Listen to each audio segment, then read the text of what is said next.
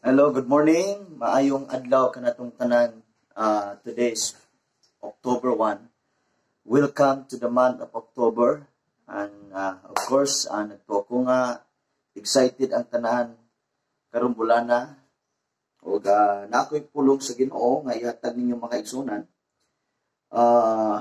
It's a common verse found in the book of Isaiah, chapter 41, verse 10. The Bible says, "Fear thou not, for I am with thee. Be not dismayed, for I am thy God. I will strengthen thee. Yea, I will help thee. Yea, I will uphold thee with the right hand of my righteousness." Sa Bisaya, ayaw kahadlok, kay aniya ako uban kanimo. Ayaw pagtalaw, kay ako maong imong Dios. Palig-unon ko ikaw, o buligan ko ikaw, o ituboy ko ikaw sa tuong kamot sa akong pagkamataro. Now, praise the Lord. May God bless His word. And, it is God's promise. He give us guarantee that He will always with us. He said, "Fear not, for I am with thee." Saad sa Ginoo that He will always with us.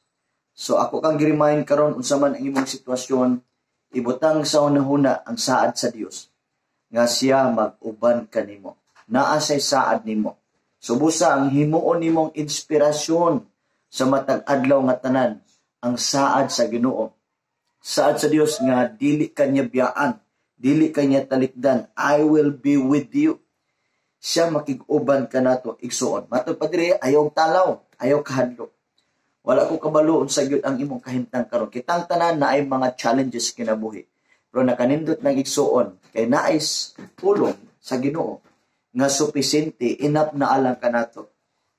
Nga ang ato kanunay himuong saligan, ang iyang saad, dili ang pulong sa kalibutan, madungog na itong mga balita sa kalibutan, mga linog dito, gubat dito, kamatay dito, dunay krisis dito, krisis din eh.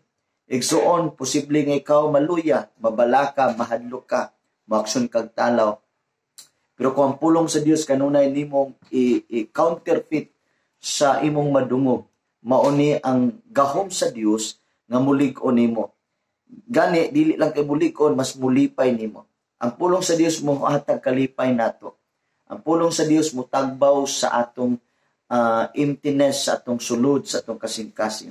Subusa ako kang gi-encourage nga saligi ang pulong sa Ginoo. Pamalandong matag adlaw siyang pulong. Kay buhi ang pulong. The moment nga mubasa ka, mamalandong ka siyang pulong, mao po ng panahon na nga Dios magpabati nimo. Nga mabati nimo ang iyang presensya. Kay kung naipulong sa Dios, meaning naay presensya sa Dios. Na ang iyang gahom. So kung naatay panahon ani, meaning makaigsunan, gitugutan nato siya nga mamuhat nato. Kung naatay panahon siyang pulong, gitugutan nato siya nga siya muhikap nato. Muayos itong balatian, mu-comfort nato, mulig-o nato. Ang Bible nagsulting nga, the joy of the Lord is our strength. Ang kalipay sa Ginoo may itong kusog. So ang pangutana, saan man nga malipay si Lord sa itong kinabuhi, mo na importante nga mo duol ta niya kanunay, natay communion, natay pag-ampo, natay pagsimba, natay pagpangalagad sa Dios. Mo na itimailan ng tao mo duol sa Dios. Mo itimailan ng tao nagduol sa Dios, midangop sa Dios, misurrender sa Dios. Nga sa tanang panahon, muduol ta sa Dios.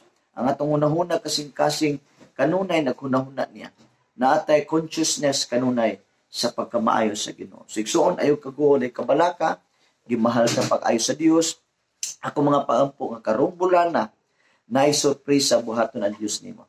Nagtuo ko nga in the coming days mag-testimony ka og milagro.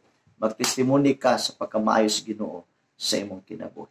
Dalaygon ang Dios og maayong adlaw kanatong tanan og blissful Sunday. Nagtuo ko nga ikaw karon nangandam pod matutag simbahan, magsimba ta igsoon, magpasalamat ta sa Dios. Ato siyang daygon sa iyang pagkamaayo sa atong kinabuhi. Og maayong adlaw og bye-bye.